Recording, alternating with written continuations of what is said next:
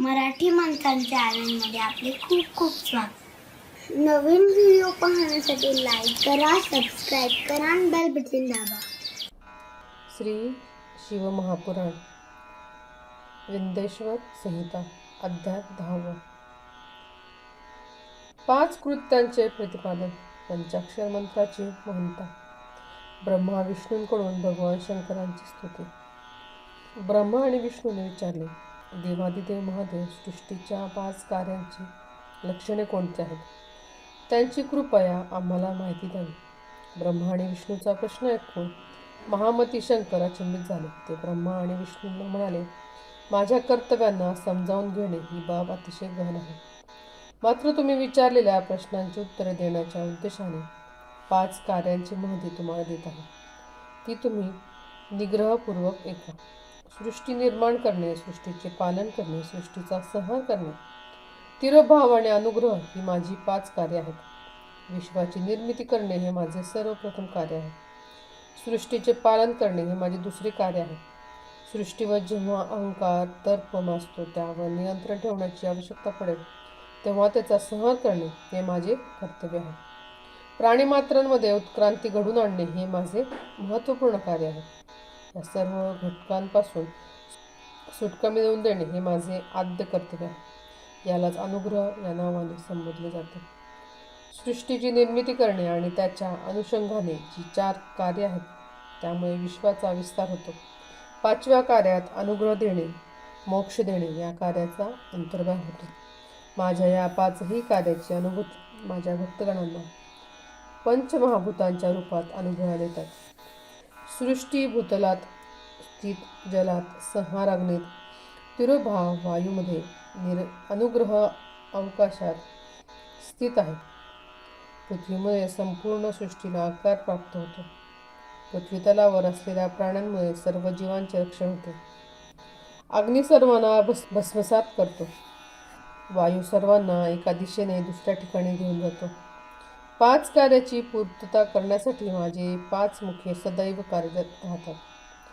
पूर्व, पश्चिम, उत्तर, दक्षिण या 4 दिशांना 4 मुखे असून या 4ही दिशांच्या मध्यभागी जे 5वे मुख आहे ते 4ही दिशांवर गरजेप्रमाणे नियंत्रण ठेवते. भगवान शंकर ब्रह्मा आणि विष्णू यांना आपल्या 5ही कार्यांचे वर्णन करीत होते. भगवान शंकर म्हणाले, तुम्ही दोघांनीही कठोर तपश्चर्या करून मला प्रसन्न केले आहे. 5 कृत्यांपैकी 2 कृत्ये तुम्ही समजावून घेतली आहेत. तुम्ही जी दोन्ही कृत्ये केली आहेत ती तुम्हाला तितकीच प्रिय आहेत. याच प्रकारे तुम्ही विभूती स्वरूप रुद्र आणि महेश्वर यापैकी 2 कृत्ये देखील तुम्ही आत्मसात करून घेतली आहेत. मात्र अनुग्रह नावाचे जे कृत्य आहे ते तुम्ही आत्मसात करू शकत नाही. रुद्र आणि महेश्वर आपल्या कार्याला विसरलेल्या नाहीत. मी पूर्वी माझ्या स्वरूपाला मंत्रभूत रूपात प्रकट केले होते.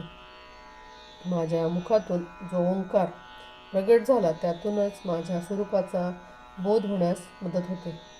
ओंकार वाचक असून मी वाचा आहे. ओंकार हा मंत्र म्हणजेच माझे स्वरूप आहे. दररोज ओंकार या मंत्राचे स्मरण करणे म्हणजेच माझेच स्मरण करण्यासारखे आहे. माझ्या उत्तरवर्ती मुखातून आकाराचा, पश्चिम मुखातून ओंकाराचा, दक्षिण मुखातून मकराचा आणि पूर्ववर्ती मुखातून बिंदूचा आणि मध्यवर्ती मुखातून नाद आदी बाबी प्रकट झाल्या. या प्रकारे 5 अवयवांच्या एकत्रीकरणातूनच ओंकार हा मंत्र निर्माण झाला. ओंकार हा मंत्र शिव आणि शक्तीचा बोध देणारा आहे. ओंकार या मंत्रातून गायत्री मंत्र निर्माण झालेला आहे. गायत्री मंत्रातून अनेक वेद निर्माण झाले आहेत. गायत्री मंत्राचे नित्यनेमाने उच्चारण केल्याने मानवाला मोक्ष प्राप्त होतो.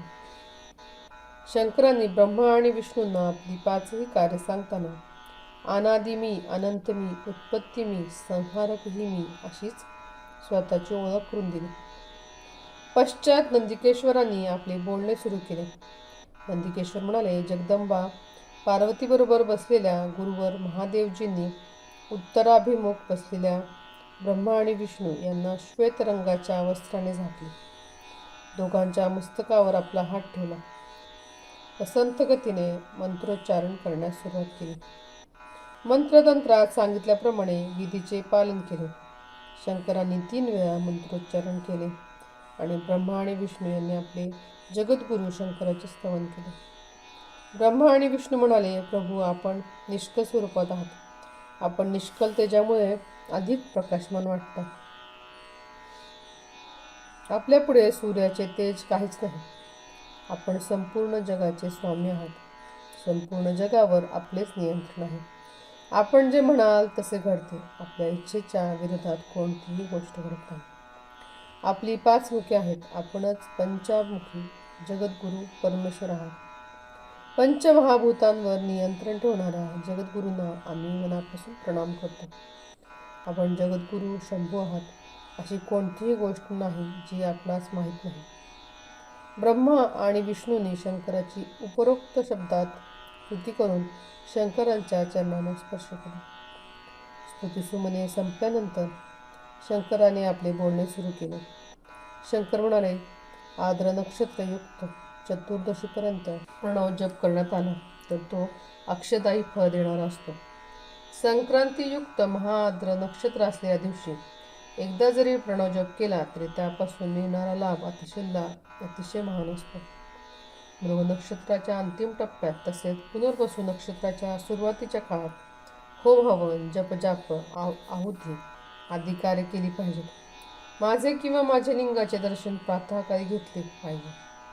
समुद्र मंथन झाले तेव्हा अनेक हिरे, माणिके, विविध शस्त्रे निघाली. त्याप्रमाणे अमृत आणि विषही निघाले. समुद्र मंथनातून निघालेले विष मी प्राशन केले. त्यामुळे माझा कंठ निळसर झाला. हलाहल सेवन केल्याने मला जो त्रास झाला होता त्यापासून शांतता मिळवून देण्यासाठी माझ्या अंगावर द्रव्यरूपी प्रसाद द्यावा. मूर्तीपेक्षा लिंगाचेच पूजन करावे. लिंगाचे दर्शन घेत करताना ओंकार मंत्राचा आणि मूर्तीचे पूजन करताना पंचाक्षरी मंत्राचा उपयोग करावा. अशा प्रकारे दोन्ही शिष्यांना उपदेश देऊन भगवान शंकर अंतर्ध्यान पावले. अध्याय 10 समाप्त.